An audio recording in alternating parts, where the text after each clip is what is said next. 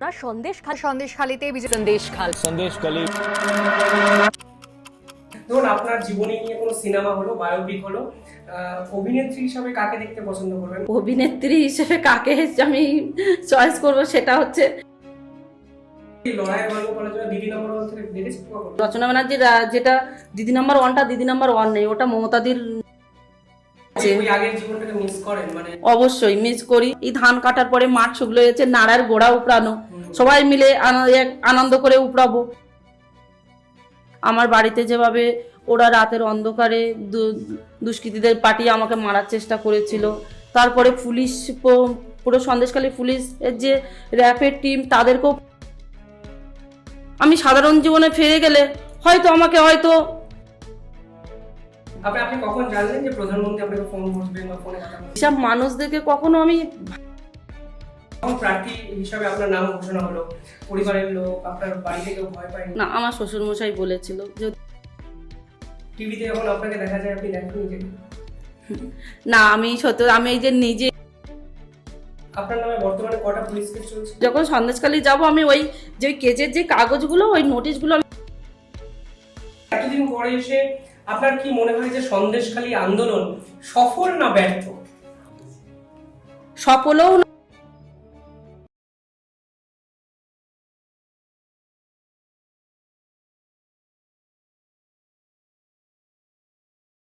নমস্কার, আপনারা দেখছেন শিবম দাস পডকাস্ট। বাংলার রাজনীতিতে হ্যালির ধূমকেতুর মতো অনেকে এসেছেন, রাজনীতি শেষ হয়ে গেলে তারা আবার রাজনীতির ময়দান থেকে চলেও গেছেন। কিন্তু এখন আমার সঙ্গে যিনি বসে আছেন, তিনি ভোটে হেরে যাওয়ার পরেও নিরন্তর লড়াই চালিয়ে যাচ্ছেন। কখনো হাইকোর্ট, কখনো শাসকের রোষানলে পড়া, কিংবা কখনো তার জীবনের সুরক্ষা নিয়ে উঠেছে একাধিক প্রশ্ন। অর্থাৎ তিনি বুঝিয়ে দিয়েছেন তিনি ধূমকেতুর মতো রাজনীতিতে এলেও রাজনীতিটা করতে এসছেন, যুদ্ধ করতে এসছেন এবং শেষ অবধি দেখতে এসছেন। রেখা পাত্র দিদি, প্রথমেই আমাদের পডকাস্টে আপনাকে স্বাগত। কেমন আছেন? আপনার জীবন তো অনেকটা বদলে গেছে, সেই বদলের সঙ্গে কতটা নিজেকে খাপ খাইয়ে নিলেন? জীবন বলতে আমাদের একটা গ্রামের মধ্যে যে আমাদের সংসার, যে আমাদের গরিব যে যে সংসার জীবনটা, আর এই রাজনৈতিক একটা জীবন, দুটোর মধ্যেই একটু পার্থক্য আছে, আবার পার্থক্য নেই। এটা কিরকম, যেমন আমাদের সংসার ক্ষেত্রে অনেক কিছুই মানিয়ে নিতে হয়, তেমন রাজনৈতিক ক্ষেত্রেই অনেক কিছুই মানিয়ে নিতে হচ্ছে। আর এটাই ভবিতব্য, এটাই মানিয়ে নেওয়া। সব জায়গায় যেখানেই যাবেন, আপনি নিজের সংসার জীবনেই বলুন আর বা রাজনৈতিক জীবনেই বলুন, প্রত্যেকটা জায়গায় কিছু কিছু জিনিস আছে মানিয়ে নিতে হয়। তবে সাধারণ জীবনে যে আমি যেভাবে আমরা অত্যাচারিত হয়েছি সন্দেশখালীর থেকে, তারপরে যখন আমরা এই 2024-এর আগে থেকে যে আমরা লড়াইয়ে একটা সিদ্ধান্ত নিয়ে যে রাস্তায় নেমেছিলাম রাজপথে, সেইখান থেকে আমাদেরকে বিরোধী নেতা শুভেন্দু অধিকারী অনেকটাই সাপোর্ট করেছেন। আর সত্যি যে আজকে ভারতীয় জনতা পার্টিতে এরকম একটা ব্যক্তি আছে, এটার জন্যই আমরা সত্যি আমরা ভেবে আমরা সন্দেশখালীর মা বোনেরা বিশেষ করে গর্বিত। কেননা এরকম কোনো রাজনৈতিক দলে আমরা এখন অবধি দেখলাম না যে এরকম একটা ব্যক্তি আছে বলে। যেমন দেখুন, এখন বর্তমান যে সরকার তৃণমূল কংগ্রেসের মমতা বন্দ্যোপাধ্যায়, ওনার মধ্যে কিন্তু আমরা এই প্রতিভাটা পাইনি। আমরা শুনেছি যে আমরা যে আমাদের সাধারণত যে জীবনে আমরা বসবাস করেছি, সেই জীবনের থেকে শুনে এসেছি যে মমতা ব্যানার্জি, মমতা বন্দ্যোপাধ্যায় একটা লড়াইয়ের থেকে উঠে এসেছেন। কিন্তু সেই লড়াইটা কোথাও সেই আন্দোলনটাকে উনি অসম্মান করেছেন। আমরা কিন্তু সেটা করতে চাইছি না, কারণ আমাদের লড়াইয়ের জায়গায় আমাদের জীবন, সম্মান, অনেক কিছুই পরিবারকে বাঁচানোর একটা লড়াই ছিল। সেইখান থেকে যখন আমরা দেখলাম যে আমাদের মতন এরকম মধ্যবিত্ত একটা পরিবার থেকে উঠে গিয়ে লড়াই করে কারোর কাছ থেকে আমরা পেরে উঠবো না, বিশেষ করে এইরকম একটা ভয়ঙ্কর তৃণমূল কংগ্রেসের রাজনীতির সাথে আমরা পেরে উঠবো না। যেহেতু শুভেন্দু দাকে আমরা সবাই মিলে একটা সন্দেশখালীর মা বোনেরা বলে একটা সিদ্ধান্তে এসে আমরা আমাকে প্রার্থী করা হলো, তারপরেই আমি এই রাজনৈতিক জীবনে এসেছি। আমার এখন মনে হয় এই রাজনৈতিক জীবনে থেকেই লড়াই করাটাই বেটারই বলেই আমি মনে করি। কেননা আমি সাধারণ জীবনে ফিরে গেলে আমাকে এই জীবনেও থাকলেও দেখুন, জীবন মরণ তো বলা যায় না, কার জন্য কি অপেক্ষা করছে। তেমনই। কিন্তু এই জীবনটায়, এই রাজনৈতিক জীবনে এই এই সময় এই যে জায়গাটা থাকতে পারলে আমি হয়তো মানুষের পাশে থাকতে পারবো, মানুষের জন্য অনেক কিছু করার সুযোগও পাবো। কিন্তু আমি যে ফিরে যাই, আমি আমার আমার স্বাভাবিক যে সাধারণ জীবন, সেই জীবনে যদি আমি ফিরে যাই, আমি কিন্তু মানুষের পাশে থাকতে পারবো না, সেইভাবে থাকতে পারবো না। মনের ভিতরে একটা ভয় কাজ করে। আমার পরিবার আছে, আমার ছোটো ছোটো বাচ্চারা আছে। আমার নিজের জন্য তো আমি চাইবো না যে আমার শ্বশুরবাড়ির আরও 3-4টে ফ্যামিলি আছে, তাদের ক্ষতি আমি এটা চাইবো না। যেমন আমি এটা চাইবো না যে রাজনৈতিক জীবনে এসে আমি আরও যে এই যে এত পুরো গোটা ভারতবর্ষের মানুষ আমার পাশে আছে, আমি তেমন ওদের ক্ষতি চাইতে পারবো না, তেমন আমার পরিবারও ক্ষতি চাইতে পারবো না। দিদি, আপনি একদম রাজনীতির কথা বললেন, রাজনীতি আপনার জীবনের অবিচ্ছেদ্য অংশ হয়ে গেছে, আমি বুঝতে পারছি। আপনার প্রাথমিকভাবে আপনার আগের জীবনটা কেমন ছিল? আপনার কিভাবে দিনটা কাটতো এই সময়টা? আমার আগের জীবনটা সত্যি খুবই, মানে কি বলবো, আমাদের গ্রাম্য ভাষায় বলতে গেলে খুবই অভাবের, খুবই অভাব অনাচার, কিন্তু সুখ শান্তি ছিল সংসার জীবনে। কিন্তু এই এই তৃণমূল কংগ্রেসের অত্যাচারে সত্যি আমরা জর্জরিত হয়ে গেছিলাম। আমাদের জীবনে দেখুন, গরু, ছাগল, হাঁস, মুরগি, বিভিন্ন মানে গবাদি পশু আমরা পুষে এরকম পালিত করে আমাদের মানে নির্বাহন, মানে আমরা জীবনটা আমরা কাটিয়ে এসেছি। আর সেই জীবনে কোথার থেকে যেন এলোমেলো করে দিতে শুরু করে দিল আমাদের 2021 থেকে। এই তৃণমূল কংগ্রেস যেন আগে যতটা করতো এই 2021 থেকে যেন আমাদের জীবনটা যেন মনে হয় যেন একটা ভূমিকম্প এসে যেমন একটা ভিত নড়িয়ে দিয়ে চলে যায় না, ঠিক সেরকমই করে দিয়ে গেছে। হঠাৎ করে মহিলাদের ওপর অত্যাচার, তাদেরকে রাত্রে এসে এরকম বাইক বাহিনী দিয়ে তুলে নিয়ে যাওয়া, তাদেরকে এরকম, মানে সেসব কথা কি বলো। সত্যি যখন আন্দোলন করেছি একটা, তখনই মুখে যেমন করে পেয়েছি তেমন করে প্রকাশ করেছি। আর এখন যেন প্রকাশ করতে গেলে নিজের জন্য একটা বিবেকে বাধে যে আমি সত্যি কথা তখনই একটা সাধারণ একটা জীবনে ছিলাম, তখনই আমি প্রকাশ করেছি, বলেছি। কিন্তু এখন বলতে গেলে নিজের খারাপ লাগে। নিজের থেকে যেন মনে হয় যেন এইভাবে প্রকাশ করলে যেন আরও 10টা মা বোনকে অসম্মান করা হয়ে যাচ্ছে। সেই দিদি, আমার এখানে একটা প্রশ্ন থাকবে। আপনি রাজনীতিতে এসেছেন, অনেকের কাছে তো আপনি অনেককে ইন্সপায়ার করছেন। আপনি যখন নির্বাচন কমিশনে এফিডেভিট জমা দিয়েছেন, আপনি যে টাকা দেখিয়েছেন আপনার পারিবারিক সংসার খরচ, সেটা অনেক রাজনীতিবিদের কাছে একটা স্বপ্ন যে এই ঘর থেকে এসেও রাজনীতিটা করা যায়। তো সেখান থেকে আমার প্রশ্ন যে কোন ঘর থেকে আপনি বিলং করেছেন, আপনি ডেইলি রুটিনটা আপনার কি ছিল, সকালে উঠে কি করতেন? আমি একটু দর্শকদের জন্য জানতে চাইছি, বিকজ এই জীবনটা অনেকেই জানে না আপনার। অবশ্যই আমাদের দেখুন, সকাল থেকে ভোর 5টা থেকে আমাদের উঠতে হয়। সকালে উঠেই মাত্র আমাদের ছড়া, যে বলে ছড়া ছঁচ বলি আমরা, যে মাটির ঘর গোবর মাটি দিয়ে যে লেপা পোছার কাজটা, এটা আমরা করে থাকি। সকালে উঠে বাচ্চাদের যাই থাকুক, চাল থাকুক কি আটা থাকুক, একটু টিফিন করে দিলাম বাচ্চাদেরকে, তারা টিউশনি চলে গেল। তারপরে আমার সংসারের যে কাজগুলো থাকে, কিছু ছাগল আছে তাদেরকে মাঠে দিয়ে আসা, তার ভেতরে সে নিজের সংসারের কাজ করা, দুপুরে রান্না বান্না করে, কিছু হাঁস আছে মুরগি আছে তাদেরকে খেতে দেওয়া, আবার মাঠে গিয়ে ছাগল দেখে আসা। এমনকি আমরা যে গোমাতার যে গোবরগুলো পড়ে, আমরা সেগুলোও গুড়িয়ে নিয়ে আসি কিছু জ্বালানির জন্য। যেমন আমাদের রান্না করতে গেলে অনেক গ্রাম অঞ্চলে মানুষের ঘরে গ্যাস নেই, আমাদেরও গ্যাস ছিল না। এবার আমাদের ধরো ওইগুলোই গোবর গুড়িয়ে নিয়ে এসে গোবরকে রেখে দিয়ে বছরের শেষে একবারে পা দিয়ে মারিয়ে সেটাকে, যেটা আমরা বলি বাংলা ভাষা বলি ঘুঁটে, ওটা বানিয়ে আমরা ধরো 1 বছরের একটা জ্বালানি আমরা গুছিয়ে রেখে দিই। এরকম নানা রকম। তারপরে যখন এরকম আমরা ধরো গ্রাম অঞ্চলে 1 বাড়ি 2 বাড়ি রান্নার কাজও করি, যাদের সমর্থ আছে কাজের লোক রাখার, সেরকম যোগাযোগ করে 1-2 বাড়ি কাজ করি। কিন্তু আমার স্বামী তো একা কাজ করে সংসার চালাতে পারেন না, যেহেতু আমার 3টে বাচ্চা, শ্বশুর শাশুড়ি আছে, তার ভিতরে কত আগা বিঘা আছে, বা পরিবারের বলুন বাইরে আত্মীয় স্বজনের এরকম একটা থাকে। তার জন্য উনি তো আর একা পারেন না, সেই সঙ্গে আমাকেও কিছুটা ওনার সহযোগিতা করতে হতো। যেমন এই হাঁস মুরগি ছাগল, তার ভেতরেও আমি 1-2 বাড়ি বাসন মাজা কাজ বলুন, রান্নার কাজ বলুন করতাম। কিন্তু গ্রামে আমাদের মতন মানুষদের সাথে যে অত্যাচারটা দেখা যাচ্ছে, 5,000 টাকার কাছে আমাদের 1,000 টাকায় করতে হতো। কিছু করার ছিল না, এরকম একটা মানে আমাদের মধ্যবিত্ত জীবনে এরকম একটা অভাবের একটা দিন গেছে যে আমাদের এরকম এইগুলো করতে হয়েছে। সেই সেইগুলোও যেমন সেই জীবনে আমাদের কাছে একটা বৈতব্য ছিল, যে একটা মানে রোজ একটা ব্যাপার ছিল রোজগারের, যে এটা আমাদের প্রতিদিনই এটা রোজগারেরই ব্যাপার, এটা করতেই হবে, না করলে আমাদের যেমন চলবে না। এইখানে এসে যেমন হয়তো এখানে সবারই সাপোর্ট পাচ্ছি, আমার ভারতীয় জনতা পার্টির সমস্ত নেতা নেত্রীদের সহযোগিতা পাচ্ছি, এবং বিশেষ করে বিরোধী নেতা শুভেন্দু অধিকারী, ওনাকে রাখি পরিয়েছিলাম যখন আন্দোলনে গেছিল আমাদের ওখানে রাখি পরিয়েছিল। আমার অন্যরা কি ভেবে রাখি পরিয়েছিল জানি না, কিন্তু উনি আমার বাবা তুল্য মানুষ, আমার বাবার বয়সী, কিন্তু আমি ওনাকে দাদা বলেই সম্মান দিয়েছিলাম। আর এখন অবধি সেই জায়গাটায় ওনাকেই ভাবি। অনেকে অনেক বিষয় নিয়ে কমেন্ট করেন, কিন্তু আমার কিছু যায় আসে না এতে।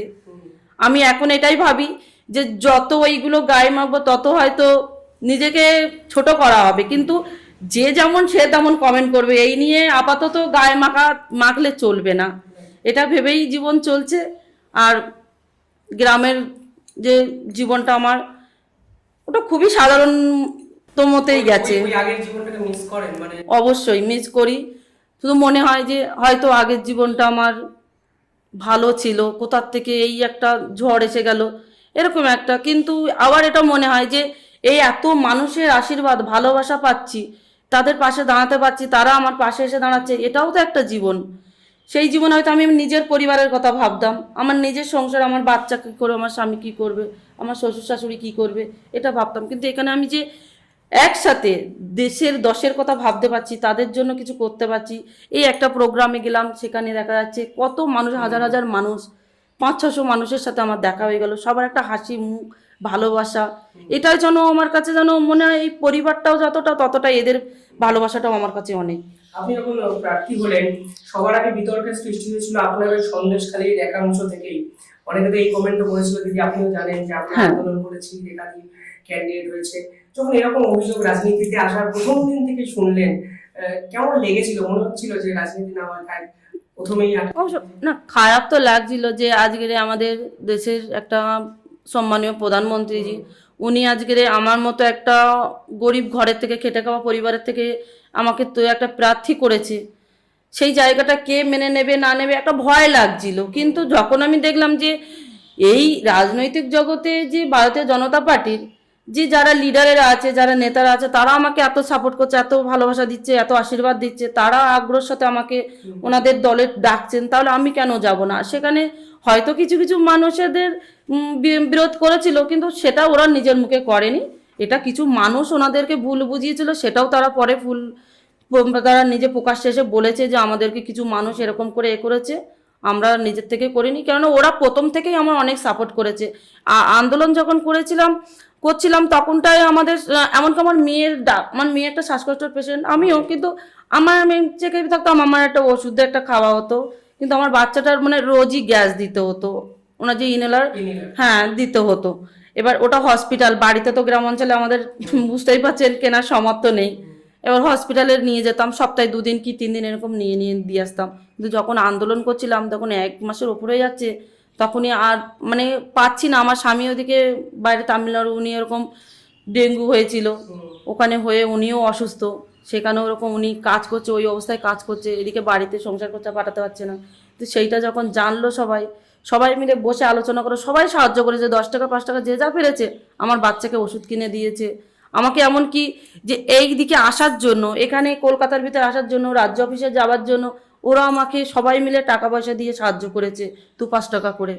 তাহলে এখান থেকে আমার এটাই মনে হয় যে ওনারা সবাই আমাকে সাপোর্ট করেছে, আর এখনও অবধি সাপোর্ট করে। কেননা সন্দেশখালী এখন এই ভোটের পরে মানে যে সন্ত্রাসী শুরু হয়েছে, আবার গোপন সূত্রে যে সন্ত্রাসীটা শুরু করেছে ওনারা, বাড়িতে বাড়িতে হুমকি দেওয়া, এই করা, এইখান থেকে মানুষ কিছু চেপে গেছে, কিন্তু ওনারা অ্যাক্টিভ আছে। দিদি, অনেক নতুন বন্ধু হয়েছে, নতুন সম্পর্ক, পরিসর বেড়েছে, পরিধি বেড়েছে, এটাই স্বাভাবিক।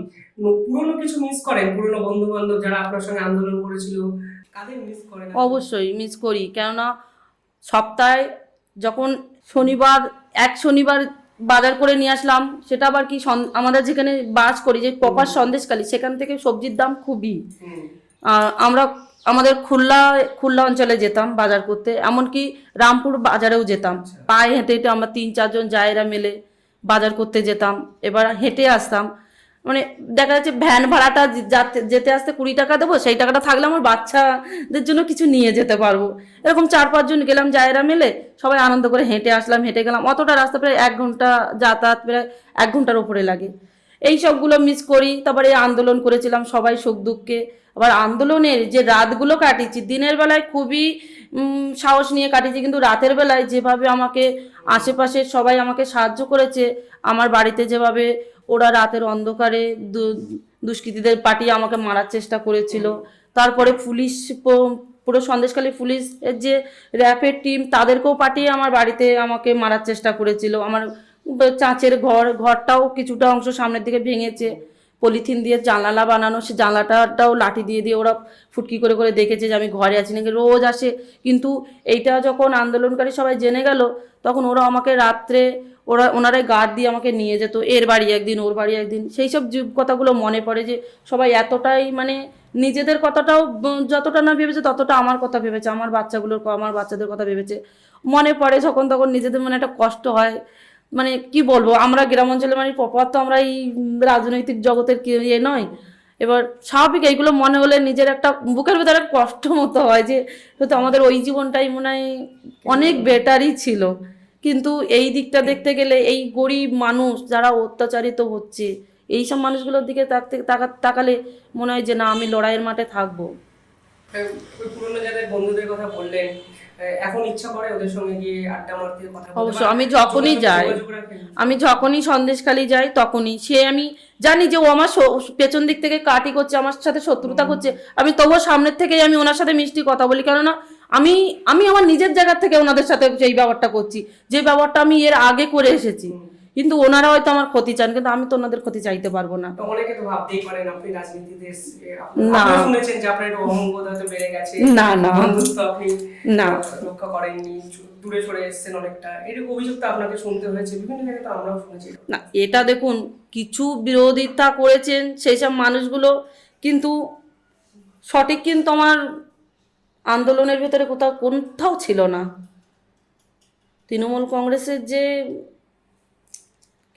স্টাফগুলো আছে তাদের পরিবারের কিছু মানুষ এই সবগুলো দেখিয়েছে বিরোধিতা, দেখাক, এতে কিছু যায় আসে না। আমাদের কাছে কথা হচ্ছে লড়াই করব, জীবনে বাঁচতে গেলে লড়াই করতে হয়, লড়াই করেই জীবনটা কাটাতে হবে।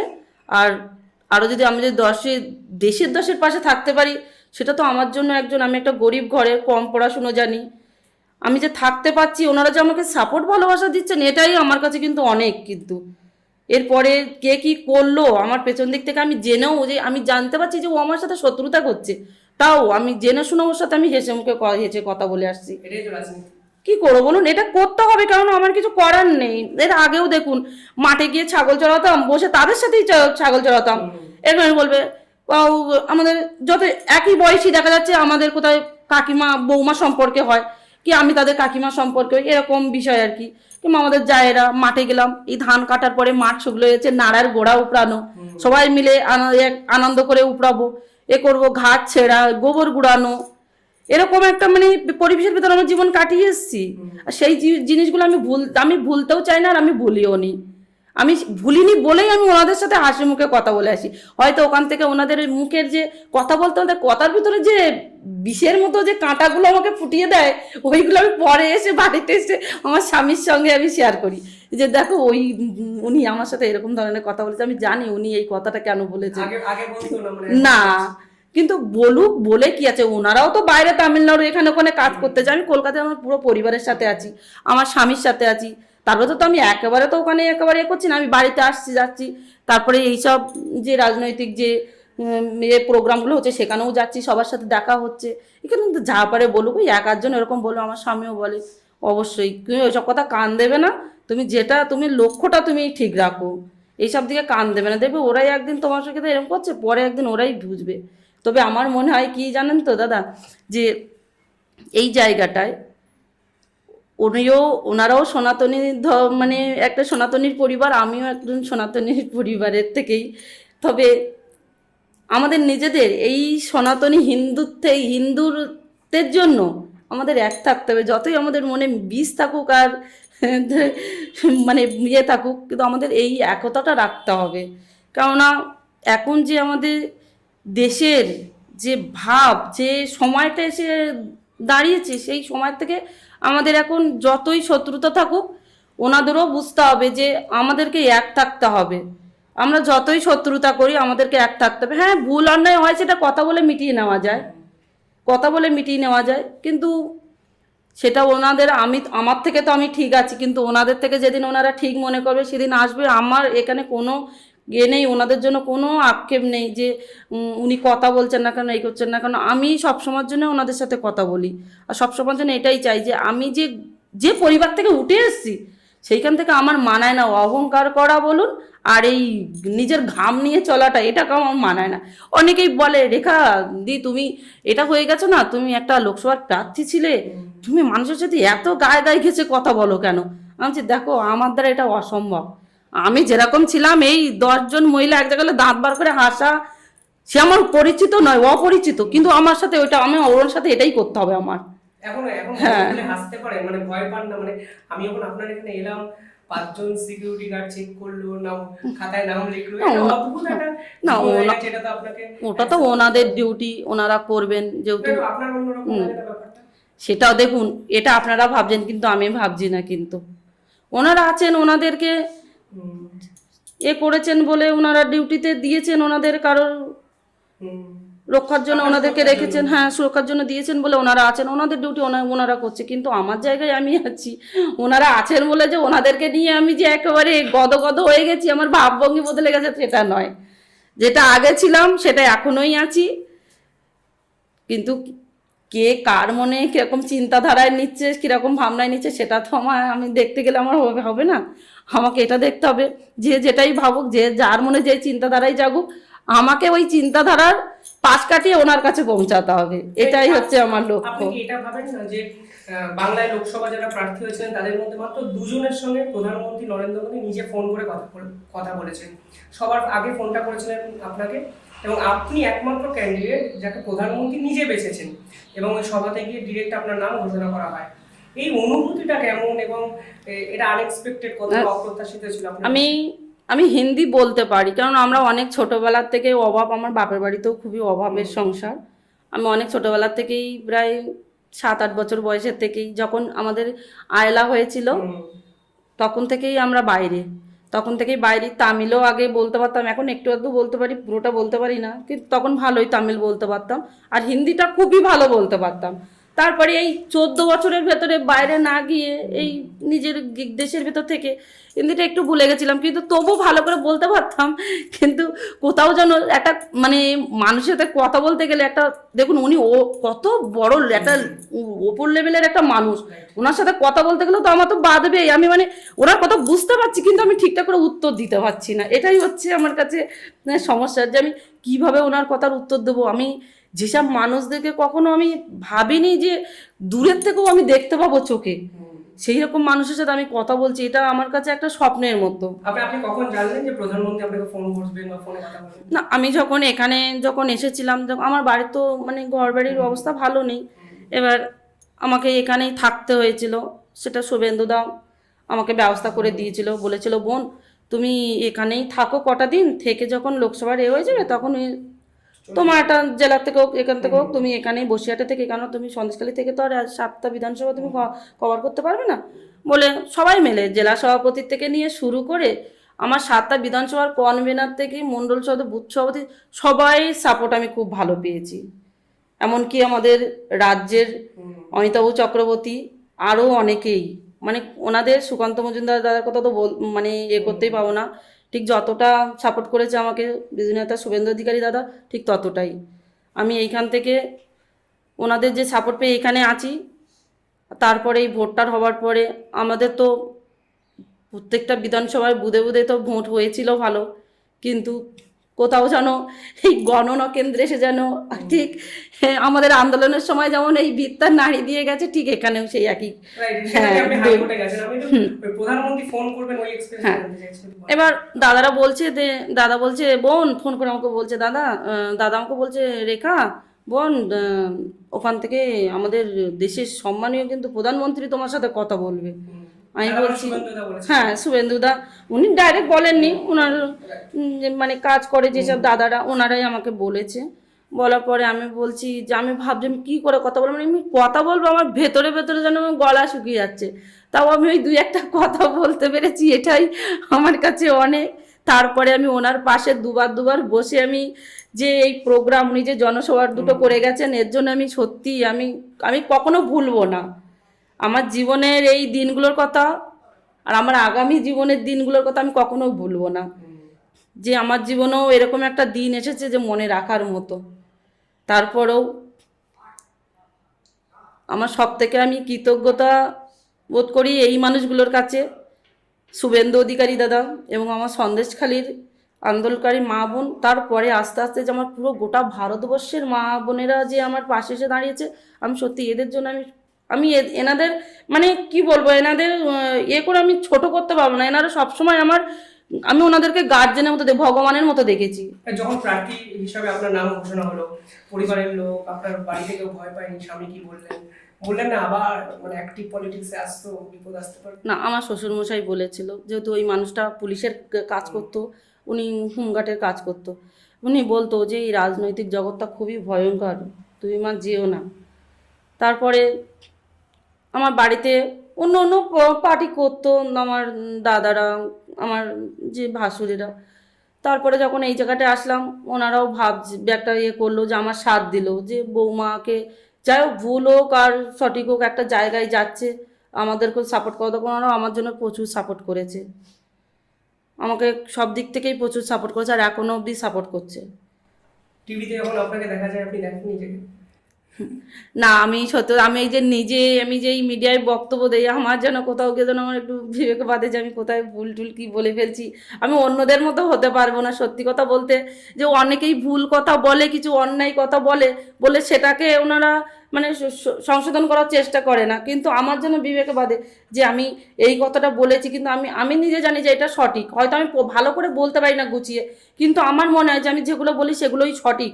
আর ওর থেকেও হয়তো আমি আগের থেকে যদি আমি রাজনৈতিক জগতে থাকতাম তা আরও হয়তো ভালো করে বলতে পারতাম, কিংবা এই যে রাজনৈতিক জগতে যতটুকু জানি আমার মুখের থেকে হয়তো বেরোলে আরও কত কি। এমন তো আমাদের যে এই ভারতীয় জনতা পার্টিতে রূপাদি আছে, রূপা গাঙ্গুলি আছেন, এবং লকেট চ্যাটার্জি ও দিদিও আছেন, ওনাদেরকে যেভাবে মানে এটা এর মুখে পড়তে হচ্ছে, যেভাবে ওনারা আন্দোলন করতে গেলেই ওনাদেরকে মিথ্যে কেস দেওয়া হচ্ছে, নোটিশ পাঠিয়ে থানায় ডাকা হচ্ছে।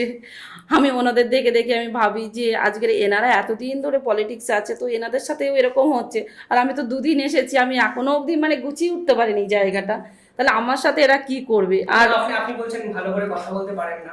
একটা তথ্য দেখছিলাম, ন্যাশনাল মিডিয়াতে সব থেকে বেশি প্রচার আপনি পেয়েছেন, সন্দেশখালী ইস্যুতে সব থেকে বেশি প্রিন্ট আপনার জন্য, রেখাপাত্র নামটা ট্রেন্ডিংয়ে, লালান্টা, বিবিসি, এনডিটিভি সমস্ত জায়গায় সন্দেশখালী ইস্যুতে আপনাকে ফোকাস করা হয়েছিল। একটা অভিযোগ নির্বাচন কমিশনের তো জমা পড়েনি আপনি ভুল কথা বলেছেন বলে? না, সেটা হয়তো পড়েনি, কিন্তু এই আমার এই অগোছালো কথাগুলোর মধ্যেও হয়তো কিছুটা ওনারা সত্যতা খুঁজে পেয়েছে, ওই জন্য হয়তো ইলেকশন কমিশনের কাছে আমার বিরুদ্ধে কোনো রিপোর্ট জমা পড়েনি। আর আজকে ইলেকশন কমিশনের কাছে আমার বিরুদ্ধে কোনো রিপোর্ট জমা পড়ুক আর না পড়ুক, কিন্তু ওনাদের জন্য আমার জীবনে আমার মনের ভিতরে একটা রিপোর্ট জমা পড়ে আছে। আজকে যে ইলেকশন করলো বসিরহাট লোকসভায়, সেখানে কিন্তু পুরোপুরিভাবে কিন্তু এটা জেনে শুনে কিন্তু ইলেকশন কমিশনার কিন্তু একটা মানে আমার জীবনটার কথা বাদ দিন, এতগুলো মানুষের যে তাদের উপর যে অত্যাচার করেছে, এর জন্য একমাত্র দায়ী কিন্তু ইলেকশন কমিশনার। ওনাকেও কিন্তু নিরপেক্ষতা হয়ে কিন্তু একটা বিচার করা উচিত ছিল আমার মনে হয়। তাও আমি সেইভাবে ওনাদেরকে দোষারোপ করবো না, কারণ ওনারা একটা গভর্নমেন্টের একজন আধিকারিক, ওনাদের অতটা তো আমার বলাটা অধিকারও নেই, কিন্তু আমার যতটুকু বলার আমি বলবো। আমার সাথে যেটা হয়েছে সেটা আমি প্রত্যেকটা জায়গায় প্রত্যেকটা কোণেই আমি বলবো। আমার মনের ভিতরে যে আঘাতগুলো ওনারা দিয়েছেন, একজন এত বড় বড় লেভেলের সরকারির একটা মানে যে আধিকারিক হয়ে, সেইগুলো তো সেই ক্ষতচিহ্নগুলো তো আমার জীবনে থেকে গেল। আপনার নামে বর্তমানে কটা পুলিশ কেস চলছে, মানে কটা মামলা রুজু হয়েছে? মানে অনেক ছিল, আমি আমি অত গুনি না। আমার কাছে যে যাই বলে আমি একটা কথাই বলি, যা যা কেস দিচ্ছে দিক, আমার কাছে কথা হচ্ছে কেস দিচ্ছে দিক। আমি তো গরিব মানুষ, যখন সন্দেশখালী যাব আমি ওই কেসের যে কাগজগুলো, ওই নোটিশগুলো আমি উনানে জাল দিয়ে দিই, আমার অন্তত একদিনের করে আমার জ্বালানি বেঁচে যাবে। আমি সত্যি কথা বলছি, আমার মনের থেকে যেটা আমি ভাবি সেটাই আমি এখানে প্রকাশ করছি। আমি ভাবছি ওই নোটিশগুলো দিয়ে আমি আমার মানে উনানে কাঠের জায়গায় ওই কাগজগুলো দিয়ে আমি জাল দেবো, আর ভাত রান্না করে খাওয়াবো আমার বাচ্চাদেরকে। কেন মিথ্যে কেস তো বেশি দিন থাকে না, আর ওগুলো আমার জ্বালানিই হবে। 2 কিলো কাঠ কিনতে গেলে কোন 60-70 টাকা পড়বে, ও তো আমার 2 দিনের জ্বালানি হয়ে যাবে কি 3 দিনের জ্বালানি হয়ে যাবে। না আপনার বিরুদ্ধে আমি কেসগুলো একটু স্ট্যাটিস্টিক্যালি দেখছিলাম। না প্রচুর কেস দিয়েছে সন্দেশখালী। এখনো অবধি গেলে আমার মানে জন্মস্থানে যায়, আমার শ্বশুর বাড়ি যায়, আমার বাড়িতে যায়, আমি চলে আসার পরে শুনি যে দিদি আপনার নামে এরকম কেস দিয়েছে, আপনি নাকি তৃণমূল কংগ্রেসের নাকি পার্টি অফিসে ঢুকে নাকি কার্যালয়ে ঢুকে নাকি ভাঙচুর করেছেন, আপনি নাকি বাঁশ নিয়ে তাড়িয়ে গেছেন। সর্বনাশ করেছে। কটা নোটিশ এসেছে, কটা এসেছে রেখে দিন তারা গুছিয়ে। আপনি নিজে জানেন মানে কটা আছে অ্যাকচুয়ালি, কটা নোটিশ? না আমি অতটা করি না, আমি ট্র্যাক করার চেষ্টা করেছিলাম, আমি হিসাব রাখতে পারি না। প্রচুর ছিল আন্দোলনের থেকে নিয়ে শুরু করে। তারপরে যেদিন ভোট হয় সেদিন আমি যে রাউন্ডে গেছিলাম না, সেদিন ওরকম আমাদের এখানে এটা আগারহাটি থানা, ওখানে যখন গেছিলাম ওখানে সাধারণ মানুষের বাড়ি ইটছোড়া গুলি, মানে পুলিশের পোশাক পরে, পুলিশ আছে তার ভিতরে পুলিশের পোশাক পরে যে দুর্নীতির যে মানে গ্রস্ত যে মানুষগুলোকে ওরা ওনাদের দলে টেনে নিয়ে যে কাজ করেছে তৃণমূল কংগ্রেস, সেই মানুষগুলোও কিন্তু মানুষের উপর প্রচুরভাবে অত্যাচার করেছে। সেখানে প্রতিবাদ করেছিলাম, একজন পুলিশ কমিশনার একটা ম্যাডাম ছিল, আমি তাকে বললাম যে আপনারা থাকতে এইগুলো হয় কি করে, তাহলে আপনার তো এখানে পুলিশ অফিসার মানে আপনার কমিশনার হওয়ার কোনো অধিকারই নেই, আপনি এখানে আপনার বর্দি খুলতে হবে। সেদিনেই যখন বললাম ওনাকে আমি যে ম্যাডাম আপনার এখানে এই বর্দি পরে দাঁড়িয়ে থাকার কোনো মানেই হয় না, তো আপনি তো সেই বলে না ধর্মের সাক্ষী বাতাসে নড়ে, সেই রকম হয়েছে না, আপনি এখানে দাঁড়িয়ে কি করছেন, এতগুলো মানুষের উপরে তাদের দাউলি দিয়ে কুপাচ্ছে, তাদের উপর গুলি চালাচ্ছে, তাদের উপর বোম মারছে, আর আপনারা এখানে দাঁড়িয়ে দেখছেন, আপনি বর্দি খুলুন বলছে। এদিকে একজন কথা বলছে, ফট করে পালিয়ে গেছে। ওই দিনেই আমি সত্যি ওনার বর্দি আমি খুলিয়েই নিতাম ওখানে, দরকার কেন প্রোগ্রাম, ওখান থেকে একজন মহিলার কাছ থেকে শাড়ি নিয়ে ওনাকে পরে পাঠাতো, কিন্তু বর্দি আমি খুলাতাম। যে অফিসারেরা তাদের পুলিশের যে দায়িত্ব জ্ঞান সেটাই যদি না পালন করতে পারলো, মানুষকে দেখাতে পারলো, কোনো অধিকার নেই তো, কোনো মতে আমার মনে হয় যে অধিকার নেই ওনাদের এই পুলিশের পোশাকটা পরা। যদি এতদিন পরে এসে আপনার কি মনে হয় যে সন্দেশখালী আন্দোলন সফল না ব্যর্থ? সফলও নয় ব্যর্থও নয়, মাঝামাঝিতে দাঁড়িয়ে আছে। বলছি না এই যে থমকে গিয়েছে, জানো কোথাও জানো এদিকেও যেতে পারছে না। যতদিন আমাদের রাজ্যের মুখ্যমন্ত্রী মমতা বন্দ্যোপাধ্যায় যতদিন না পদত্যাগ করবেন, ততক্ষণ এই খুন ধর্ষণ ইত্যাদি ইত্যাদি যা চলছে রাজ্যে, এইগুলোর কোনো সমাধান হবে না। কিন্তু যদি সন্দেশখালীর সময় তো মমতা বন্দ্যোপাধ্যায় ছিলেন, তা সত্ত্বেও তো একজন মানুষ রাস্তায় স্বতঃস্ফূর্তভাবে নেমে এসছেন, সেই মানুষগুলো কোথায় গেল আজকে? মানুষ আছে, মানুষ ঠিক মানুষের মনের যে এক পাশে যেমন নিজের সন্তানকে রাখে, যেমন এই আন্দোলনটাকে এক পাশে রেখে দিয়েছে। সেটা হয়তো বাইরের মানুষেরা বুঝতে পারছে না, কিন্তু যারা এই মানুষগুলোর সাথে আলাপ রেখেছে, যে মানুষের সাথে যোগাযোগ রেখেছে, তারাই একমাত্র জানে। কেউ না জানুক রেখা পাত্র তো একটু হলেও জানে যে সেই মানুষগুলো এখনো রাস্তায় আসছে না, কিন্তু আছে কি না সঠিক সেটা কিন্তু রেখা পাত্রই জানে। এখন অবধি মানুষের উপরে যে অত্যাচার করছে, রাতের বেলায় দেখা যাচ্ছে আমি একটা প্রোগ্রামে গেলাম, আমি একটা আরজিকর ঘটনা নিয়ে আমরা একটা মিছিল করলাম, করার পরে দেখা যাচ্ছে আমি চলে আসলাম, কিন্তু রাতের বেলা তাদের বাড়িতে পুলিশ পাঠিয়ে এই র্যাব পাঠিয়ে তাদের উপর অত্যাচার করছে, দরজায় লাথি মারছে, গিয়ে ইট ছুটছে, রাতে তারা বাড়িতে থাকতে পারছে না, সেই জায়গাতে তারা ভয় আসে না। কিন্তু তাদের মনটাও আমার বুঝতে হবে, শুধু তো আমার মনটা ওরা বুঝলে হবে না, আমাকে ওনাদের মন বুঝতে হবে। আমি কি করে চাইবো যে আজকে এরা অত্যাচারিত হোক, এদের উপরে এরকম আসুক? ওরা তো অভাবে গরিব মানুষ, ওদের উপরে যদি এরকম অত্যাচার করে, প্রথমত আমাদের কি বলুন তো একটা বিষয় কি, আমাদের আসলে যে রক্ষক সেই হচ্ছে ভক্ষক। আমাদের যেই পুলিশ মন্ত্রী, সেই স্বাস্থ্যমন্ত্রী, আবার সেই রাজ্যের মুখ্যমন্ত্রী, একজনের ওপরে যদি আপনি মানে একটা সংসারের দায়িত্ব দিয়ে রাখেন, একটা সংসারে দুজন মানে একজন পুরুষ একজন মহিলা একটা সংসারের মাতা হয়, উনি যখন বাইরে থাকে বর্তমানে তার স্ত্রী থাকে, এখানে একজন মহিলার উপরে দায়িত্ব, আর তার আশেপাশে সমস্তটাই সব দুর্নীতিতে ওনাকে ঘিরে রেখে দিয়েছে। আর উনি সেই দুর্নীতির একজন একটা গাছ হয়ে বসে আছেন, আর ওনার যে আশেপাশে যে শিকড় থেকে যে করছে, শিকড়গুলো পাইছে সবটাই দুর্নীতির শিকড়, ওতে একটা আমি ভালো শিকড় দেখতে পেলাম না। আপনার তো ভালো লাগা উচিত, মহিলা হয়ে আরেকজন মহিলা হয়ে রাজ্যকে চালাচ্ছেন। ভালো লাগতো উনি যদি মহিলাদের জন্য কিছু করতো, এত কিছুর পরে যদি সন্দেশখালীতে যেত। আমরা তো ডেকেছিলাম, আমরা আন্দোলনের পরে ডেকেছিলাম, শুভেন্দুদা তো লাস্টে গেল, কিন্তু ওনাকে তো আমরা ডেকেছিলাম, উনি একজন রাজ্যের একটা মহিলা মুখ্যমন্ত্রী, ওনাকে আমরা ডেকেছিলাম যে আপনি আসুন আর এখানে এসে দেখে যান যে কি হচ্ছে। একজন মহিলা মুখ্যমন্ত্রী থাকতে কেন রাজ্যে একটা এরকম একটা জায়গায় সন্দেশখালীর নামে একটা জায়গায় এরকম দুর্নীতি হবে? আর দুর্নীতির উপরে একটা মা বোনের সম্মান নিয়েছেন ইনি খেলা, এটা কেন হবে? কিন্তু উনি জাননি, উনি কথা দিয়েছিল যদি বসিরহাট লোকসভা থেকে যদি হাজী নজরুল জেতে তাহলে যাবেন। হাজী নজরুল তো জিতে উনি তো স্বর্গবাসী হয়ে গেছেন। এখন ভগবান গোবিন্দ ওনার আত্মার শান্তি দিক, এটাই চাই। আর রাজ্যের মুখ্যমন্ত্রীর পদত্যাগ করার ক্ষমতাটা দিক। দিদি, আপনাদের যখন এই এই সকল কথা বলছেন, প্রিয়াঙ্কা টেবরিয়াল আপনাদের হয়ে একটা মামলা লড়েছেন, সেই মামলায় সুপ্রিম কোর্টে আছেন, হাইকোর্ট ফ্যান্টাস্টিক একটা রায় দিয়েছেন, অভিযোগ জমা হয়েছে, প্রায় 700-800টার কাছাকাছি এফিডেভিট জমা করেছে। কিন্তু আমার বক্তব্য যে যারা এই এই অভিযোগগুলো করলেন সেই মানুষগুলো তো সামহাও এখন আর তাদেরকে খুঁজে পাওয়া যাচ্ছে না। আপনার কি মনে হয় যে সিবিআই তদন্ত চলছে, এই ধরনের একটা অভিযোগ হাইকোর্টে তারা এফিডেভিট দিয়েছে, মানুষগুলো কি রেখা মানুষ আছে না? মানুষ আছে, দেখুন মানুষের সাথে সাথে তাদের কিন্তু ফোনে ফোনে যোগাযোগ আছে, তারাও তো প্রকাশ্যে আসছে না। আমি এর আগেও বলেছি ওনারা প্রকাশ্যে আসছে না। গরিব মানুষ দেখা যাচ্ছে তার একটা মাত্র সন্তান, তাদের সেই সন্তানটাই হচ্ছে তাদের সংসার, তাদের জীবনের মানে একটাই লাঠি।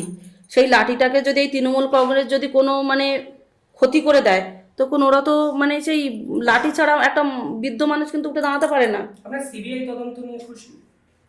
দেখুন, সিবিআই ইডি আমরা সবটাই খুশি।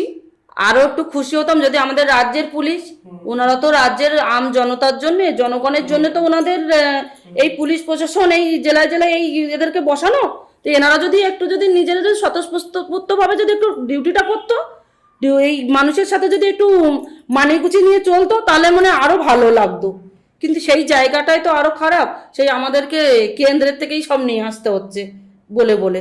না, আমি কেন বললাম সিবিআই তদন্ত নিয়ে, কারণ সন্দেশখালী হলো আমার মনে হয় ভারতের একমাত্র জায়গা যেখানে সিবিআই ইডি অফিসারকে ঢিল মারা হয়েছে, মাথা ফেটে গেছে, গাড়ি ভাঙচুর করা হয়েছে, ওদের বিরুদ্ধে কেস দেওয়া হয়েছে। ভারতবর্ষে এই নজির এটা ছিল না। তো সেখানে দাঁড়িয়ে যেভাবে পাল্টা রিয়াকশন হওয়া উচিত ছিল মানুষের, আলটিমেটলি দুর্নীতির বিরুদ্ধে লড়াই কোথাও গিয়ে থেমে গেল বা সেই রিয়াকশন তো এলো না। দেখুন, এই তৃণমূল কংগ্রেস যতদিন, আমি একটাই কথা বলবো, এই তৃণমূল কংগ্রেস যতদিন আছে ততদিন মানুষ বিচার পাবে না। কেননা এই মানুষ এই বিচারের আশায় যে রাজপথে লেগে থমকে যাবে, এই থমকে গিয়ে দাঁড়ানো, কাউকে ভয় দেখিয়ে তাদেরকে ঘরে ঢুকিয়ে দেওয়া, আর বেশি যদি আপনি যদি তার মুখের উপরে বলতে যান যে না আমি আমার এই লড়াইটা আমার সন্তানের সাথে এটা হয়েছে, আমার ঘরের মেয়েদের সাথে এরকম হয়েছে, আমরা এই লড়াই করব, তারা তো গোপনে গোপনে তাদেরকে সরিয়ে দেওয়া হচ্ছে। আপনি তো আজকের গিয়ে তাদের দেখছেন, পরের বার গিয়ে দেখবেন যে তাদের পরিবারের কেউই নেই। দেখা যাচ্ছে কাউকে মেরে ফেলেছে কিংবা কাউকে গুম করে দিয়েছে, তার মানে খোঁজটুকু পাওয়া যাচ্ছে না, এরকম করছে। তাহলে মানুষের ভেতরে যদি এই আতঙ্ক থাকে, এরকম যদি দুর্নীতি করে মানুষের উপরে, এরকমভাবে যদি সবসময় যদি ওদের উপরে যদি এরকম আতঙ্ক সৃষ্টি করে রেখে দেয়, ভয় সৃষ্টি করে রেখে দেয়, তাহলে মানুষ কোথায় যাবে? মানুষ তো চুপচাপই থাকবে। যদি পুরো যদি লোকসভাটা দেখেন, সন্দেশখালী নিয়ে অনেক ভোট পেয়েছিলেন, পার্টিকুলারলি সন্দেশখালী থেকে অনেক ভোটই পেয়েছিলেন, মানে আপনি জিতেছিলেন ওই জায়গাটা অলমোস্ট। কিন্তু বাকি যে 5-6টা বিধানসভা ছিল সেখানে আপনার রেজাল্টটা অতটা ভালো হলো না। এটা কি একটা ধর্মীয় বিভাজনের, যেটা বারংবার করে বিশ্লেষকরা বলেন যে ধর্মীয় বিভাজনের জন্য ওখান থেকে রেখাপাত্র অতটা ভোট পেল না? আপনার অ্যানালাইসিস? না, আমার তো মনে হয় আপনারাও দেখেছেন যে যেভাবে আমি যে বসিরহাট লোকসভায় দাঁড়িয়ে যে আমার যে গণনার দিন যেভাবে আমি আগে গেলাম, যখনই আমাকে ওখানে একটা মন্দিরে পুজোর ব্যবস্থা করেছিল, আমাকে বললো দিদি আপনি একটু আসুন, মন্দিরে পুজো দিয়ে চলে যাবেন। আমি গেছি, আমি বেরোচ্ছি তখন থেকেই মানে ওরা রেডি করে রেখে দিয়েছে, মানে অলরেডি যে আমি ঢুকেছি, ঢুকে যখন আমি প্রত্যেকটা ইয়েতে ঢুকছি, যখন গণনাকে মানে ইয়েতে ঢুকছি, তখনই আমি দেখছি যে ওদের যে স্লোগান, একটা পশ্চিমবাংলায় বাস করে হিন্দু রাষ্ট্রে মানে বাস করে, তারা জয় বাংলা স্লোগান দিচ্ছে, জানে সেই পাকিস্তান বাংলাদেশের মতো শুরু করে দিয়েছে। যেন মনে হচ্ছে যেন এখানে একটা আমাদের রাজ্যের, ভারতবর্ষের একটা এখানে একটা মানে জনগণ নেই, সব জনগণ ওখান থেকেই এসেছে, সব এরা সব বহিরাগত, সব মানে রোহিঙ্গা সব এসেছে, এরা কেউ আমাদের নিজেদের মানে চেনাশুনো কেউ না, সব অচেনা মানুষ সব, এরকম মানে একটা স্লোগানে। তারপর আমি আরো ম্যাডামকে বলার পরে যখন উনি এসে বলার পর আমি ঢুকেছি, ঢোকার পর আবার ওই একই স্লোগান দিয়েছে। আমি আবার এসে বলেছি যে ম্যাডাম এরকম যদি হয় তাহলে বলুন, আরও যে মানে যে দলগুলো যে যারা যে ইভিএম এজেন্ট বসে আছে, এরা তো ভয় পাবে, বলুন ওরা তো মনে হচ্ছে যেন এখানে যেন কোনো গণনা কেন্দ্রে বসেনি, এরকম তো মনে হচ্ছে এখানে যেন সেই সেই খুন করতে বসেছে, এখানে হুমকাতে বসে ধমকাতে বসেছে। কখন এই গণনা বন্ধ করে দিয়ে তো এরা মনে বোম টোম মেরে দেবে। এদেরকে শ্বাস করেছেন? তারপরে গিয়ে বলতে তারা ওরা চুপ করেছে। তারপরে আমি ভালো করে দেখছি যে বিজেপির যে ইভিএম এজেন্টগুলো 1 থেকে 2 জন আছে, আর তৃণমূল কংগ্রেসের এজেন্ট সেখান থেকে দেখা যাচ্ছে নির্দল থেকে শুরু করে 5 থেকে 6 জন। মনে হচ্ছে যেন পুরো একদম গুন্ডা টিমটাই বসিয়ে দিয়েছে মুখ্যমন্ত্রী পুরো গুন্ডা টিমটাই বসিয়ে দিয়েছে ওখানে। মানে কেউ চান্স পাবে না যে একটা প্রতিবাদ করার আগে তাকে শেষ করে দেবে। দিদি লড়াইয়ের গল্প করার জন্য দিদি নম্বর 1 থেকে দেখেছি কখন? দেখুন, সত্যি কথা বলতে আমি আগে দেখতাম, হয়তো এটা ভেবে দেখতাম যে নিজে তো ঘরে টিভি ছিল না, যা এদের ঘরে টিভি আছে, মাঝে মধ্যে গিয়ে একটু বসতাম দেখতাম। কিন্তু সত্যি কথা বলতে এই যে এনার যে এই মানে কি বলবো, উনি তো অনেক শিক্ষিত আমাদের রসনাদি, আর ওনার অনেক অভিজ্ঞতা, উনি যে মানে একটা সিনেমা জগৎ থেকে উনি একজন মানে নায়িকা যাকে বলা হয়, হিরোইন যাকে বলা হয়, উনি সেইটা তো উনি সেই জায়গার থেকে ওনার যে মানে উনি যে মুখ্যমন্ত্রীর মতো এত ছল চাতুরি জানেন। আর বিশেষ করে উনি নন, যে কজন সাংসদ আছেন এই মহিলা সাংসদ প্রত্যেকেই সিনেমা জগৎ থেকেই উঠেছেন, এরা নাটকটা ভালো জানে। না দিদি নম্বর 1 তো এখন যাদের অ্যাপ্রোচ করা হয় তাদের জীবনে একটা স্ট্রাগলের স্টোরি ওখানে প্রেজেন্ট করা হয়। তো আমার তো মনে হচ্ছে এই মুহূর্তে বাংলায় আপনার থেকে বড় স্ট্রাগলার কেউ নেই অন্তত। তো ডাকলে যাবেন না আপনি? কে? আপনি দেখুন, যে মানে মানুষের ঘরের চালে জল উঠে গেছে, ঘরটা জলের তলায় তলিয়ে আছে, সে দেখছে কুইন্টাল জল ঢুকে গেছে। আর বিড়ির ধোঁয়াকে যে বলে শিল্প, এখান থেকে ধোঁয়া উঠছে, ওখান থেকে চারিদিকে শিল্প। আমি হাত জোর করে আমি বলছি যে আমি ওখানে আমি যাব না। বললে আপনি বলুন, আমি এই সুন্দরবন অঞ্চলে মানুষকে নিয়ে ঘুরে আসব, গরিব মানুষ যারা আছে তাদেরকে নিয়ে বসে একদিন অনুষ্ঠান করে ডাল ভাত করে তাদের সাথে বসে খেয়ে আসবো। কিন্তু আমি ওখানে যাব না। কেন? ওখানে গেলে তো এই রাজ্যের যে গরিব মা বোনেরা যে যাদের এই ঘর এই ঘাটাল থেকে নিয়ে শুরু করে যারা এই জলের তলায় ডুবে আছে, এই মানুষগুলোকেই অসম্মান করা হবে। আর সেটা আমার তরফ থেকে, আমি চাই না ওদেরকে অসম্মান করতে। আপনার অবসর সময় কিভাবে কাটে? মানে আমি যতটা জানি আপনার বাংলা সিরিয়াল দেখেন? না মানে কিভাবে না, কাটে আপনার? আমি আগে দেখতাম, কিন্তু এই সিরিয়াল দেখতেন আপনি? সিরিয়াল বলতে আগে আমি অনেকদিন আগে একবার একটা সিরিয়াল দেখেছি, মা সিরিয়াল দেখেছি। তারপরে এই আঁচল সিরিয়াল একটা দেখতাম। তারপরে আমি আর সিরিয়াল টিরিয়াল দেখি না, এই ফোনে মাঝে মাঝে একটু এতে ঘাঁটি, একটু খবর শুনি, মাঝে মাঝে একটু কমেডিয়ান যে এগুলো ভিডিওগুলো ছাড়ে ওইগুলো একটু দেখি। আমি এর বেশি কিছু দেখি না।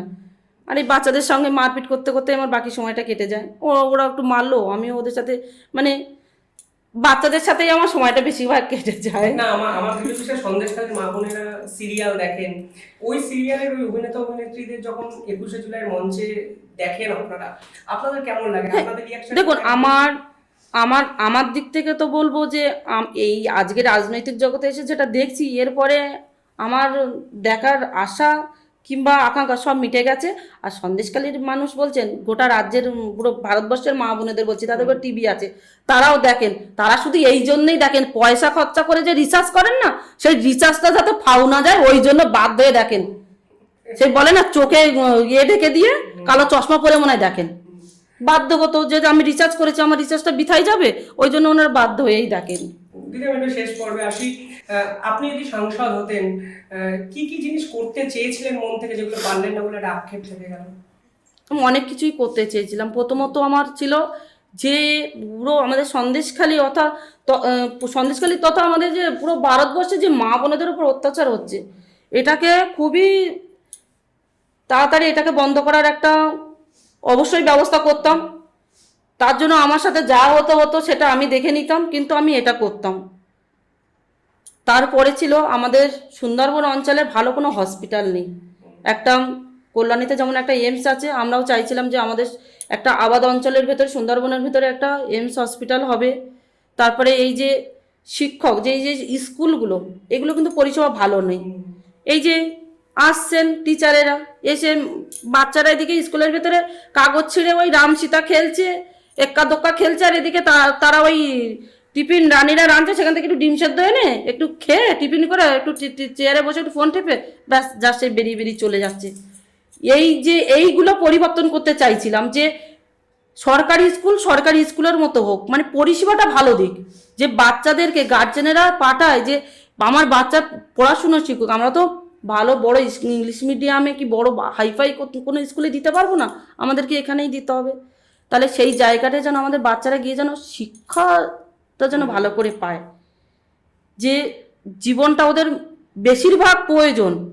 প্রত্যেকটা মানুষের শিক্ষা জীবনটাই হচ্ছে একটা মানে অন্যতম জীবন। এই শিক্ষা যার ভিতরে নেই, সত্যি কথা বলে তার জীবনটা অন্ধকারী। দিদি, আপনি মহিলা সুরক্ষার কথা বলছেন, মুখ্যমন্ত্রী মহিলাদের জন্য যা করেছেন বাংলার অন্য কোনো মুখ্যমন্ত্রী তো আর করেন। এরা তৃণমূলের থেকে প্রচার করা হয়, যেমন ধরুন কন্যাশ্রী, রূপশ্রী, লক্ষ্মীর ভান্ডার।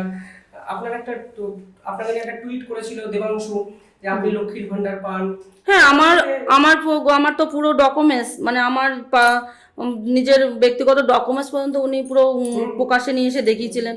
এই জন্য আমি কিন্তু আইনত ওনার ওপরে স্টেপ নিয়েছিলাম। আর উনি যে নিয়েছেন, আমার মনে হয়েছিল সেই মুহূর্তে যে উনি হয়তো ওনার ঘরে মা বোনদেরকে সম্মান দেয় না, ওই জন্য উনি অন্যের ঘরের মা বোনদেরকেও সম্মান দেওয়াটা বেশি প্রয়োজন বলে মনে করেননি।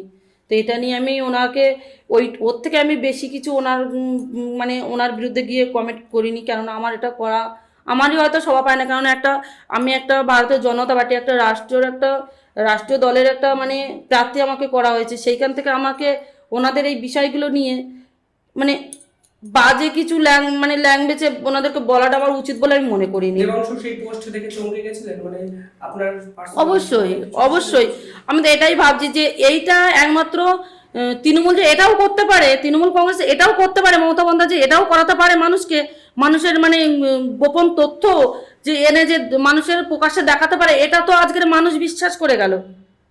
উনি হয়তো রেখাপাত্রর এই ব্যাংকের পাসবইয়ের থেকে নিয়ে শুরু করে সব এটা এনে দেখালো প্রকাশ্যে, কিন্তু এটা দেখি ওনার কি লাভ হলো? উনি তো সেই আন্দোলন করছে, সেখান থেকেই আমার লক্ষ্মীর ভান্ডার বন্ধ করে যারা স্বাস্থ্যসাথীর কার্ডই ফেলে দিয়েছি। কেন যেটার আমি কোনোদিন সুবিধাই পেলাম না, এখন অব্দি সুবিধাই নেইনি, সেই জিনিসটা আমার রেখে কি লাভ? আর বন্ধন করার কি দরকার, বন্ধন নেওয়ার কি দরকার? লক্ষ্মীর ভান্ডার বা কন্যাশ্রী সরকারি প্রকল্পগুলো তো তৃণমূলের প্রকল্প নয় কিন্তু। আর যে হ্যাঁ সত্যি তো, এই যে লক্ষ্মী ভান্ডার, যে কন্যাশ্রী, রূপশ্রী এইগুলো দিচ্ছে, এগুলো তো সত্যি গরিব মানুষেরই টাকা, গরিব মানুষের ট্যাক্সের টাকা দিয়েই তো, মানুষের গরিবের টাকা দিয়ে গরিবকে দিচ্ছে। তাহলে ওনার এইগুলো নিয়ে দম্ভ করা না, এইগুলো ওনার মানায় না। একটা রাজ্যের মুখ্যমন্ত্রী ও যে আন্দোলন করে, উনিও একটা মানে খুবই আমি শুনেছি মধ্যবিত্ত পরিবার থেকে উঠে এসেছে, তো ওনার এই মুহূর্তে এইগুলো ওনার মানায় না।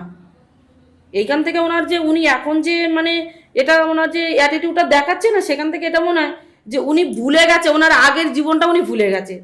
সবার কিন্তু মেন প্রয়োজন যে আমি যেখান থেকে আসছি সেই জীবনটাকে আমার আগে কিন্তু মনের ভিতর ধরে রাখতে হবে, যে আমি কোথার থেকে আসছি সেইটা কিন্তু আমার স্মরণে রাখতে হবে।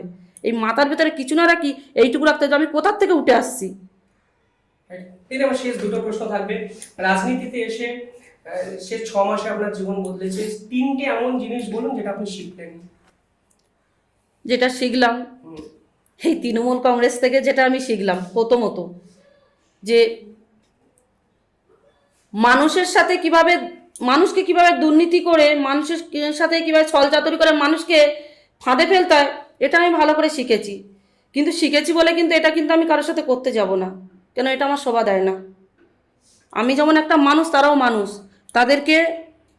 তাদের পাশে থাকবো, তাদের যে আমার বাবা তুল্য, মা তুল্য, তাদের পাশে আমি সন্তানের মতো থাকবো। যারা আমার দাদার বয়সী, তাদের কাছে আমি বোনের মতো থাকবো। কিন্তু আজকের মুখ্যমন্ত্রীর যে কাছ থেকে যে শিক্ষাগুলো পাচ্ছি, সেগুলো কিন্তু আমি কিন্তু প্রকাশ করবো না, সেগুলো কি কিন্তু দেখাবো না যে আমি এটা পেয়েছি, ওনার থেকে শিখেছি, এটাই আমি করব। এটা আমার তো শোভা দেয় না। আরও যেটা রাজনৈতিক দলের থেকে যেটা আমি করলাম, আমার অভিজ্ঞতা হলো যে মানুষের পাশে থাকতে গেলে লড়াই করতে হবে, বিনা লড়াইয়ে কিছুই পাওয়া যায় না। জীবনে কিছু করতে গেলে লড়াই করতে হয়। আর সবথেকে বড় কথা হচ্ছে যে অর্থ ছাড়া সব কিছু বৃথা চলে যায়। কিন্তু আজকের এই জায়গাটায় আছি, জানি না আমাকে সবাই মিলেই, আজকের এই ভারতীয় জনতা পার্টির সবাই মিলে আমাকে অনেক সাপোর্ট করছে। আর যেভাবে এই দুর্নীতি হচ্ছে, কতদিন আমাকে সাপোর্ট করতে পারবেন সেটাও আমি জানি না। কিন্তু আমি আমার মতো আমি লড়াই করে যাব। লড়াই করাটা আমি শিখলাম অন্তত রাজনৈতিক ক্ষেত্রে এসে। যেমন আমি আমার সাধারণ জীবনে একটা লড়াইটা আলাদা ছিল, আর এই রাজনৈতিক জায়গায় এসে একটা লড়াই করা শিখলাম। আর তারপরে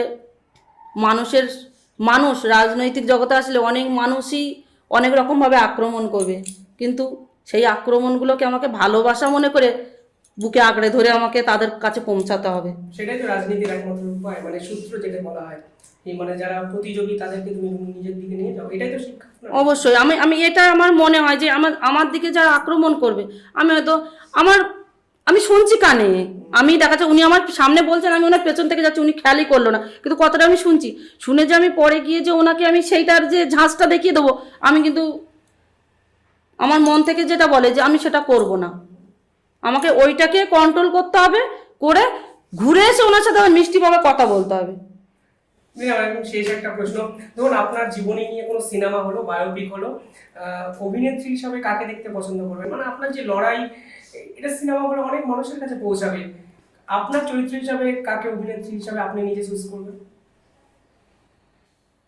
অভিনেত্রী হিসেবে কাকে আমি চয়েস করব সেটা হচ্ছে, এখন তো মানুষকে তো বিশ্বাস নেই যে আমাদের রাজ্যে একজন মহিলা মুখ্যমন্ত্রী সেও একটা মানে একরকম বলতে গেলে উনিও অভিনয়ের জগতে এখন ভেসে বেড়াচ্ছে। দুর্নীতি, চুরি, ডাকাতি, সিন্ডিকেট, মানে সব রকম। তো এখানে মনে হয় সিনেমার জগতে কোনো ভালো কাউকে, মানে কি বলবো, এই রাজনৈতিকের থেকে কাউকে বসানোর থেকে আমার মনে হয় গ্রাম অঞ্চল থেকে কাউকে বসালে সেটাই মনে হয় বেটার হবে, তারা বুঝবে আপনার চরিত্রটা, মানে আমার চরিত্রটা কে কতটা গুরুত্ব দেয় সেটা আমি জানি না, কিন্তু সিনেমা যদি হয়, রেখা পাত্র চরিত্রে কাকে দেখতে চান? এত তো অভিনেত্রী চারিদিকে, তখন ভাবা যাবে। তখন রচনা, শ্রীলেখা, অসংখ্য নায়িকা, আপনি কার ভক্ত? দেখুন, শ্রীলেখাদি হয়তো আমাদের এটা আরজিকরে এসে আরজিকর ঘটনায় এসে অনেকটাই আন্দোলন করেছেন, কিন্তু কার মনে কি আছে আমি তো জানি না। আর যাদেরকে আমি চুজ করতাম কি পছন্দ করতাম যে এই সিনেমা এই নায়িকাটা এসে অভিনয় করলে আমার খুব ভালো লাগবে, কিন্তু এখন যেটা দেখছি যে আপাতত যে সিনেমা জগতে যে নায়িকারা এখন সাংসদ হয়েছে তাদের কারোর আপাতত কাউকে চুজ করছেন না। মানে রাজনীতির দিদি নাম্বার 1, বাংলার দিদি নাম্বার 1 কেউ চুজ করছে না। না, দেখুন, রাজনৈতিকের দিদি নাম্বার 1 আর এই দিদি নাম্বার 1 দুটোই একই হয়ে গেছে, মানে ওনাদের একটা নিজেদের একটা হয়ে গেছে, মানে কি বলবো, খুবই এটা মানে যেটা বলে পার্সোনাল একটা ঘরোয়া ব্যাপার হয়ে গেছে। এটা আর রচনা ব্যানার্জির যেটা দিদি নাম্বার 1টা দিদি নাম্বার 1 নেই, ওটা মমতাদির নাম্বার 1 হয়ে গেছে। অসংখ্য ধন্যবাদ দিদি। কে বলে রেখা পাত্র এখনো আদ্যপ্রান্ত রাজনৈতিক চরিত্র হয়ে উঠতে পারেনি? অন্তত শেষ প্রশ্নের উত্তরটা শুনে আমার তাকে ভীষণ মাত্রায় রাজনীতিবিদই মনে হলো, যখন তিনি শাসকের কোনো অভিনেত্রী সাংসদকে তার চরিত্রতেও বেছে নিলেন না।